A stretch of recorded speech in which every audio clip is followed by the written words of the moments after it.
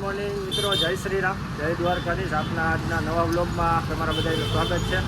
બરાબર, આપણે જૂના વ્લોગ મૂક્યા, તમે ન જોયો તો આપણે ઇન્સ્ટામાં લિંક છે બાયોમાં, જોતા હોઈએ. બરાબર, વ્લોગમાં થોડીક વચ્ચે બ્રેક પડે છે, એના માટે સોરી. પણ હવે થોડોક કન્ટિન્યુ થશે ધીમે ધીમે, કેમ કે થોડોક ટાઈમ નથી મળતો મને મેહુલભાઈ.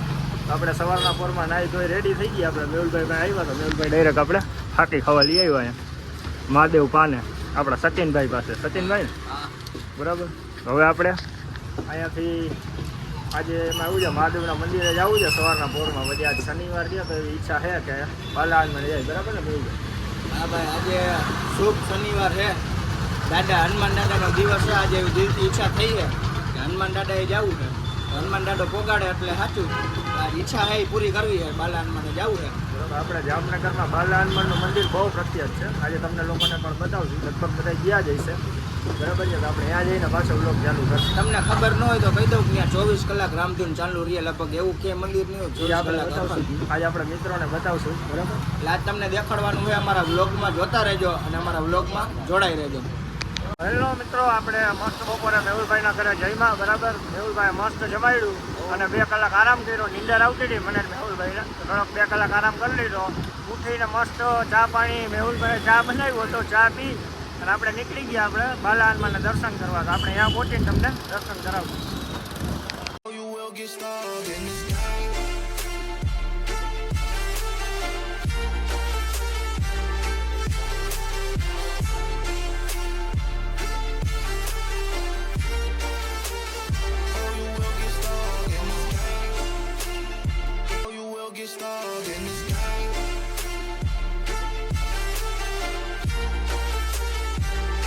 મિત્રો, આપણે બાલા હનુમાને પહોંચી ગયા. બરાબર છે, આજે શનિવાર છે તો થોડોક ટ્રાફિક છે. બરાબર, આપણે હમણાં તમને અંદર દર્શન કરાવશે. અત્યારે રામધૂન ચાલુ જ છે, અંદર તમને અવાજ આવતો હશે. આપણા જામનગરનું એવું બાલા હનુમાનનું મંદિર જ્યાં અખંડ રામધૂન ચાલુ છે છેલ્લા 62 વર્ષથી. બરાબર, 62 વર્ષથી અખંડ રામધૂન ચાલુ છે. તો તમને લોકોને હમણાં અંદર દર્શન કરાવીએ આપણે, તો જોતા રહીજો.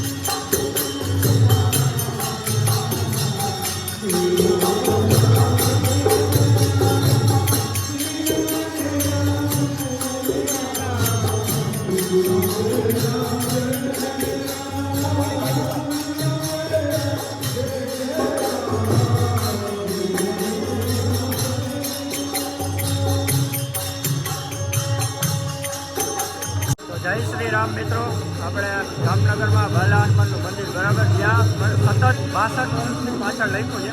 62 વર્ષથી સતત રામધૂન ચાલુ છે. જય શ્રી રામ, જય શ્રી રામ, જય શ્રી રામ. અહીંયા 22,280મો દિવસ છે કે જ્યાં રામધૂન ચાલુ છે સતત બાલા હનુમાનનું મંદિર. બરાબર, તો તમે હિસાબ કરો કેટલી પવિત્ર જગ્યા હશે આ, કે જ્યાં સતત 62 વર્ષથી રામનું નામ 22,280મો દિવસ છે. એટલે વિચાર કરો, 22,280 દિવસથી લગાતાર શ્રી રામ, જય રામની ધૂન ચાલુ છે. અત્યારે અમે થોડીક વાર લાભ લીધો જય શ્રી રામની ધૂન ગાવાનો. એટલે મિત્રો વિચાર કરજો કે તમે આ પવિત્ર જગ્યા, આ બાલા હનુમાનનું મંદિર કી ટાઈમ હશે, હું પવિત્ર જગ્યા હશે, હું આનું કંઈક સનાતન ધર્મ હશે એ આપણે ખબર નથી, પણ અહીંયા આવો ને તો તમને ખબર પડે. એટલે મિત્રો જામનગર આવો એટલે બાલા હનુમાને આવવાનું ભૂલતા નહીં. એકવાર અહીંયા પગે લાગી જાય, તમારી બધી મનોકામના પૂરી થઈ જાય. બરાબર ને? અને કોમેન્ટમાં બધા જય શ્રી રામ લખવાનું ન ભૂલતા. ફાઇનલી મિત્રો, આપણે બાલા હનુમાનના દર્શન કરી લીધા. અખંડ રામધૂન હાલતી હતી એનો પણ લાભ લીધો. બરાબર, તમને લોકોને પણ અમે દર્શન કરાવ્યા. બરાબર છે, તો જે લોકો શ્રીરામને માનતા હોય કોમેન્ટમાં એકવાર જય શ્રી રામ લખવાનું ન ભૂલતા. બરાબર ને મેહુલભાઈ? જય શ્રી રામ માનતા હોય ભાઈ, તો જો ખરેખર માણા હોય ને તો કોમેન્ટ કરવાનું ન ભૂલવું. બરાબર, હવે આપણે અહીંથી જઈએ છીએ કાશી વિશ્વનાથના મંદિરે મહાદેવના દર્શન કરવા. તમને લોકોને ત્યાંના પણ અમે દર્શન કરાવશું. તો અમારો વ્લોગ આવી રીતે જોતા રહેજો, જોડાઈ રહેજો.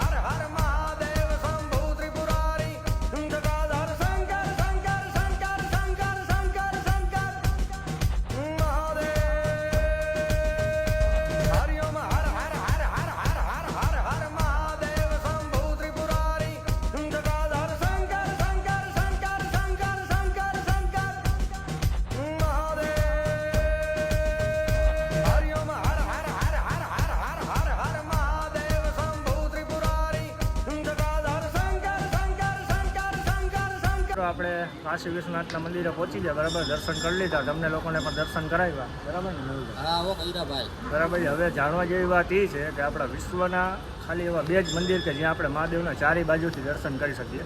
એક આપણું છે આ કાશી વિશ્વનાથનું મંદિર જામનગરમાં, કે જ્યાં છોટી કાશી કહેવાય, બરાબર. અને બીજું જે આપણું નેપાળમાં પશુપતિનાથનું મંદિર, એવા 2 જ મંદિર છે કે જે આપણે મહાદેવના ચારે બાજુથી દર્શન કરી શકીએ. તો આ પણ એવી એક બહુ પવિત્ર જગ્યા છે, બરાબર. જામનગરમાં જે આપણે જામનગર છોટી કાશી કહેવાય, કે જ્યાં આપણું કાશી વિશ્વનાથનું મંદિર છે, બરાબર છે. તો તમને લોકોને દર્શન કરાવ્યા, કેવી મજા આવી અમને જણાવજો, બરાબર. કોમેન્ટમાં મહાદેવ હરે લખના, બરાબર ને? હા, અને અમે આ બોલી નહીં તમે જોઈ લેજો, અમે દર્શન કરાવ્યા, અમે ચારે બાજુ દર્શન અમે કરાવ્યા છે. દર્શન કરવાનું ભૂલતા નહીં હો, અને જામનગર આવો એટલે અહીંયા છોટે કાશી આવવાનું ભૂલતા નહીં મિત્રો. નામને અમારા બ્લોગમાં કાંઈક નવું જાણવા માટે જોડાઈ રહેજો. તો મિત્રો આપણે કાશી વિશ્વનાથના મંદિરેથી આપણે પાછા આવી ગયા આલી બાજુ રામેશ્વર બાજુ. તો હવે આપણે મોમાઈની ચા પીવા આવ્યા. લગભગ તમે બધા બ્લોગમાં જોયું હોય છે કે આપણે મોમાઈની ચા પીવા હાલતા ને ચાલતા આવતા હોય, પણ અહીંયા સિવાય ચા અમને મજા આવતી નથી ક્યાંય. એટલે આપણે મોમાઈ આવી ગયા. તમે જોઈ શકો ભાઈ, ટ્રાફિક દેખાડ કેવડું એમ જોઈ લે.